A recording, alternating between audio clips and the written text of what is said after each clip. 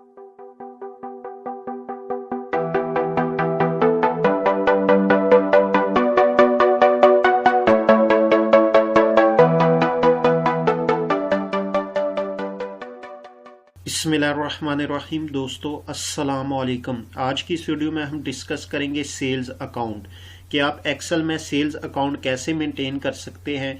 अगर आपके एक से ज़्यादा बिजनेसेस हो तो आप उसको एक ही शीट पे डिफरेंट बिजनेसेस की सेल कैसे रिकॉर्ड कर सकते हैं। तो आज की इस वीडियो में हम डिस्कस करेंगे। सबसे पहले आपने अगर किसी कंपनीज का आप डाटा मेंटेन कर रहे हैं, उसका सेल्स अकाउंट मेंटेन कर रहे हैं, तो आपने जो है कंपनीज का नेम लिख लेना है, उसके बाद सेल्स अकाउंट लिख लेना है और उसके बाद आपने टाइम पीरियड लिख लेना है कि जिस टाइम पीरियड के लिए आप सेल्स अकाउंट को मेंटेन कर रहे हैं। जिस तरह यहाँ पे मैंने लिखा है for the month of December 2018। उसके बाद आपने ये सिंपल जो हमारे पास परफॉर्मा है आपने इसको मेंटेन कर लेना है। सबसे पहले आपके पास डेट आएगी, उसके बाद आपके पास बिजनेसेस के नाम आएंगे, यानी जितने आपके बिजनेसेस होंगे उन सब के लिए आपने सेपरेट एक कॉलम बना लेना है।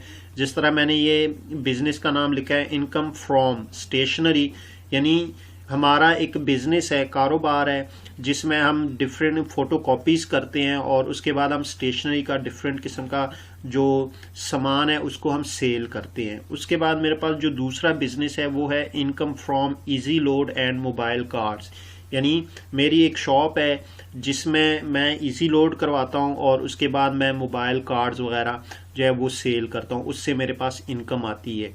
तो अगर आपके पास दो से ज़्यादा बिजनेसेस होंगे तो आपके पास जितने भी बिजनेसेस होंगे आप इसी तरह यहाँ पे उसके कॉलम्स ऐड कर सकते हैं। एंड पे आपने क्या करना है, आखिर पे आपने एक कॉलम ऐड कर लेना है टोटल इनकम के नाम से, यानी जितने भी आपके बिजनेसेस होंगे आप उसकी जो इनकम होगी उसको आप जो है रो वाइज और कॉलम वाइज उसको टोटल कर सकें। अब हम यहाँ से स्टार्ट करते हैं। ये मेरे पास 1 दिसंबर 2018। अब मेरे पास बेसिकली जो स्टेशनरी है उसमें मेरी जो इनकम हुई है वो 1 दिसंबर को हुई है 800 रुपये। इसी तरह मेरी जो दूसरी कारोबार से इनकम हुई है वो है 12,000 रुपये। इसी तरह मेरे पास 2 दिसंबर 2018 को जो स्टेशनरी से इनकम हुई है वो है 1,500 रुपये। इसी तरह मेरे पास जो दूसरे कारोबार से बिजनेस से इनकम हुई है वो है 8,000 रुपये। 3 दिसंबर 2018 को मेरे पास जो स्टेशनरी में इनकम हुई है वो है 5,000 रुपये। बहुत ज़्यादा फ़ोटो कॉपीज़ हुई है, स्टेशनरी का सामान सेल हुआ है। अब इजी लोड में जो मेरे पास 3 दिसंबर 2018 को जो इनकम हुई है या मेरी सेल हुई है वो है 17,000। अब ये तो मेरी डेली बेसिस पे जो मेरी सेल हुई है स्टेशनरी में और जो मेरी दूसरी जो शॉप है इजी लोड वाली उससे जो मेरी इनकम हुई है वो डेली बेसिस पे। अब मैं इसको ये जो कॉलम है टोटल कॉलम इसमें मैं इसको ऐड करूँगा। यहाँ पे मैं इक्वल साइन लगाऊंगा और सम का फार्मूला छोटी ब्रैकेट स्टार्ट, जहाँ से आपने उसको सम करना है उस जो है सेल को आपने सेलेक्ट कर लेना है और जहाँ तक आपने करना है उसको भी आपने यहाँ से जाके सेलेक्ट कर लेना है और जो छोटी ब्रैकेट है स्मॉल ब्रैकेट उसको आपने क्लोज कर लेना है और एंटर दबा देना है। अब ये मेरे पास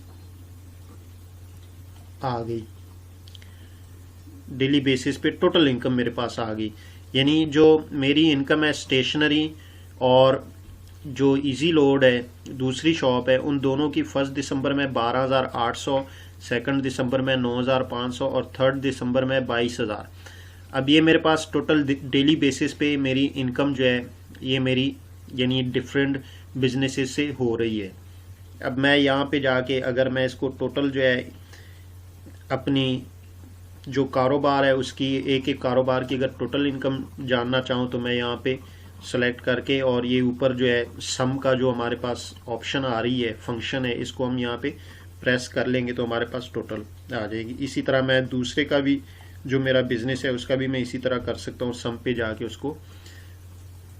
अब जो लास्ट पे है मेरे पास वो मैं इन दोनों को प्लस कर लूँगा यहाँ से यहाँ तक। तो ये मेरे पास टोटल इनकम, यानी जो मेरी टोटल इनकम हुई है जो 3 दिसंबर तक 3 दिनों में मेरी जो स्टेशनरी से इनकम हुई है 7,300, और जो दूसरी शॉप है इजी लोड और मोबाइल कार्ड्स वाली, यानी मोबाइल शॉप जो है वहाँ से मेरे पास 37,000, इन दोनों को जब हमने जमा किया तो 44,300 मेरी टोटल इनकम हुई है।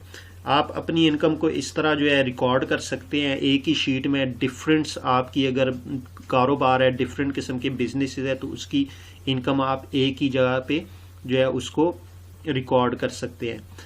अब मसला ये है, हमारे पास यहाँ पे एक प्रॉब्लम क्रिएट होती है कि देखें 1 दिसंबर 2018 को हमारे पास जो इनकम हुई है स्टेशनरी की, और दूसरी हमारे पास जो इनकम हुई है दूसरी शॉप जो हमारी मोबाइल कार्ड्स वाली है उससे जो हमें इनकम हुई है। अब इसको हम यहाँ पे कैसे टोटल कर सकते हैं? तो पहली बात तो यह है कि दोस्तों आपके पास जितने भी बिजनेसेस होंगे, जितने भी कारोबार होंगे, आपने क्या करना है, उनके लिए एक एक नोटबुक हर एक बिजनेस के लिए सेपरेट ले लेनी है।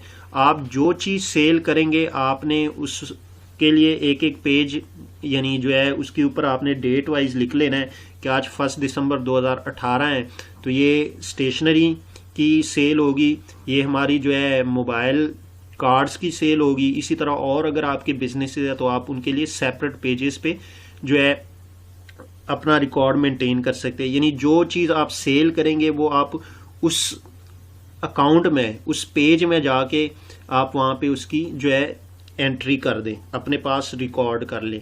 फिर उसके बाद जब आप अपनी शॉप को क्लोज करने लगे तो आधा घंटा पहले आप एक्सेल पे जाके अपना जो है रिकॉर्ड मेंटेन कर सकते हैं।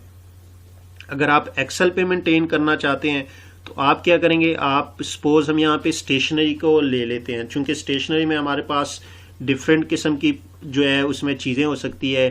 सपोज हम जो है फ़ोटोकॉपीज़, उसके बाद हमारे पास जो है नोटबुक वगैरह हम सेल करते हैं, इसके अलावा हम और छोटी मोटी चीज़ें सेल करते हैं। तो उसके लिए हमें एक्सेल पे जाके डिफरेंट किस्म के अकाउंट्स मेंटेन करने पड़ेंगे। यानी यहाँ पे हम फ़ोटोकॉपी सेपरेट लिखेंगे, फिर उसके साथ हम यहाँ पे जाके दूसरी जो नोटबुक वगैरह है वो सेपरेट लिखेंगे। उन सब को जो जो हम सेल करेंगे हम एक एक कॉलम में जाके, एक एक सेल में जाके उसकी वैल्यू लिखेंगे, और एंड पे हम जाके डेट वाइज जो है हम उसको इक्वल कर देंगे, सम कर देंगे। तो जब हम जैसे ही उसको सम करेंगे तो हमारे पास टोटल सेल आ जाएगी डेट वाइज। तो वो जो टोटल सेल होगी वो आपने यहाँ पे आके उसको रिकॉर्ड कर देना है, पुट कर देना है। तो इस तरह आप अपनी जो है डिफरेंट बिजनेसेस से जो आपको सेल्स होती है या इनकम होती है, जनरेट होती है, वो आप एक ही शीट में रिकॉर्ड कर सकते हैं।